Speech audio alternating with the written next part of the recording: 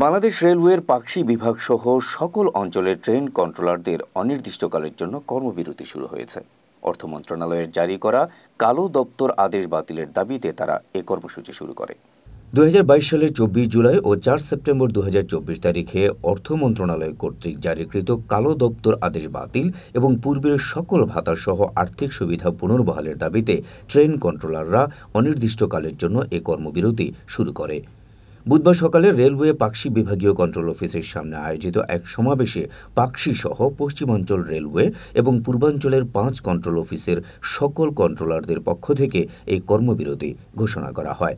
সমাবেশে ডিটিএনএল আব্দুল হামিদের সভাপতিত্বে অন্যান্য ডিটিএনএল, সিটিএনএল ও টিএনএলরা বক্তব্য রাখেন।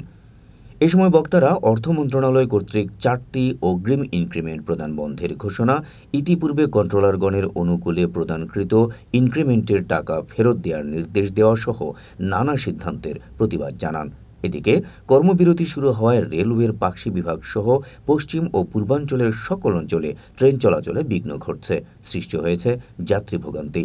এদিকে কন্ট্রোলারদের এই আন্দোলনের প্রেক্ষাপট নিয়ে কথা বলেন পাকশি বিভাগীয় ব্যবস্থাপক শাহ সুফিনুর মোহাম্মদ। এ সময় সমস্যার যৌক্তিক সমাধান হলে ট্রেন চলাচল ঠিক রাখা সম্ভব হবে বলে মন্তব্য করেন তিনি। রেলওয়ে পরিচালিত হয় 4টি কন্ট্রোল অফিসের মাধ্যমে। কন্ট্রোল অফিসগুলো ট্রেন পরিচালনার ক্ষেত্রে একটি গুরুত্বপূর্ণ ভূমিকা পালন করে। ট্রেনের ক্রসিং এবং কোন ট্রেন কোথায় দাঁড়াবে যাবে এগুলো বিষয়ে সিদ্ধান্ত আমাদের কন্ট্রোল অফিস থেকে হয়ে থাকে। কন্ট্রোল অফিসে যারা এই সিদ্ধান্তগুলো দেন তাদেরকে পদবি বলে train controller, divisional train controller, এরকম তাদের পদবি। এই পদধারীদের কাজগুলো অনেক শ্রমসাধ্য এবং এই পদধারীদের কাজের সময় তারা যতক্ষণ ডিউটিরত থাকেন এই ডিউটিরতকালীন সময় তাদের প্রচণ্ড ব্যস্ত থাকতে হয়। তাদের মাঠ পর্যায়ের স্টেশনগুলোর সাথে কমিউনিকেশন অব্যাহত রাখতে হয়। তারা বলতে গেলে মোবাইল বা টেলিফোন কান থেকে নামাতেই পারেন না, এমন একটি অবস্থা। এই প্রেক্ষিতে 1968 সালে তৎকালীন সরকার এটি বিবেচনা করলেন যে এটি একটি কঠিন শ্রমসাধ্য কাজ এবং এই কঠিন শ্রমসাধ্য কাজ করবার জন্য গতানুগতিক বেতনের বহির্ভূত কিছু ইনসেন্টিভ দেওয়া দরকার।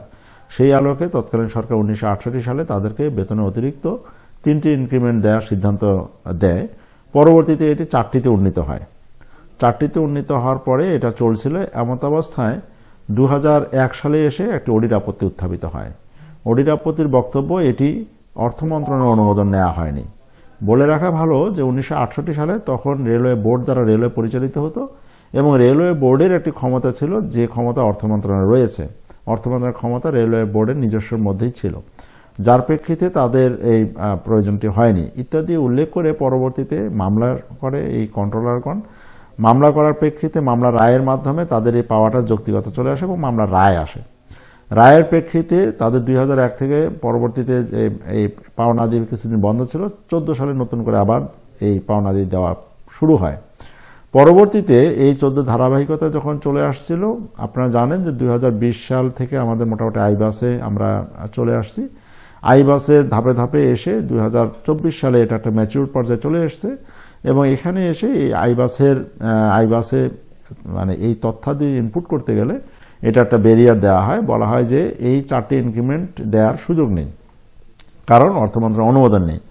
তো ওনারা বারংবার মানে আইবাস থেকে অর্থ মন্ত্রণালয় আমাদের রেলপথ মন্ত্রণালয়ের মাধ্যমে যোগাযোগ করা হয়েছিল যে তাদের বিষয়টি ভিন্ন, তাদের বিষয়টি এই গ্রাউন্ড আছে, এই প্রেক্ষিতে তাদের 4টি ইনক্রিমেন্ট বহাল রাখা সমীচীন হবে। কিন্তু অর্থ মন্ত্রণালয় অদ্যাবধি সেই আইবাসে এ ধরনের অপশনটা সৃষ্টি না করার কারণে তারা অদ্যাবধি এই মানে এখন এই ইনক্রিমেন্টটা পাচ্ছেন না। পাশাপাশি সাম্প্রতিক একটি আদেশ জারি হয়েছে, সেই আদেশে বলা হয়েছে যে তারা বিগত দিনে যে 4টি ইনক্রিমেন্ট পেয়েছেন সেটি তাদের এখন ফেরত দিতে হবে, কারণ ওটা ডিউলি পাননি।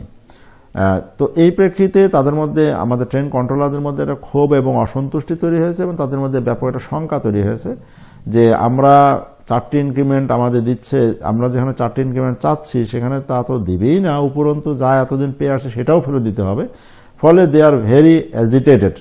আমরা অনেকদিন তাদেরকে আশ্বস্ত করে নানা ধরনের আশ্বাস প্রশ্বাস দিয়ে তাদেরকে থামিয়ে রেখেছিলাম, কিন্তু আমরা মানে তারা আলটিমেটামও দিয়েছিল একটা লম্বা সময় বেঁধে দিয়ে, কিন্তু এই সময়ের মধ্যে আমরা মানে প্রশাসন থেকে যেহেতু এ ধরনের সিদ্ধান্ত বা ফয়সালা দেওয়া হয়নি, এই প্রেক্ষিতে তারা আজকে সকাল 9টা থেকে কর্মবিরতির ঘোষণা দিয়েছে এবং সেই অনুযায়ী কর্মবিরতি তারা পালন করছেন। তবে যাতে যাত্রী ভোগান্তি না হয়, রেলওয়ের চলাচল যাতে অব্যাহত থাকে, সেজন্য আমরা অন্তর্বর্তীকালীন আমরা কিছু সাপোর্টিং স্টাফ যারা এই কাজের সাথে সরাসরি সংশ্লিষ্ট না কিন্তু তাদের সুপারভাইজিং হিসাবে থাকে, তাদেরকে নিয়ে এসে কন্ট্রোলের কাজ চলমান রেখেছি, যার প্রেক্ষিতে ট্রেন কিন্তু চলাচল আছে এবং এখন পর্যন্ত বড় ধরনের কোনো সমস্যা হয়নি, আমার ডিভিশনে হয়নি। এটি দীর্ঘ সময়ব্যাপী চালানো হলে দীর্ঘ সময়ব্যাপী এভাবে চালানো সম্ভব না। এটি খুবই অন্তর্বর্তী এবং খুবই সাময়িক একটি ট্রিটমেন্ট মাত্র। আমরা মনে করি যে যদি এটির সমাধান সুন্দর একটি সমাধান হয় তাহলে আমরা সুন্দর ট্রেন চলাচল জাতিকে উপহার দিতে পারব। ধন্যবাদ।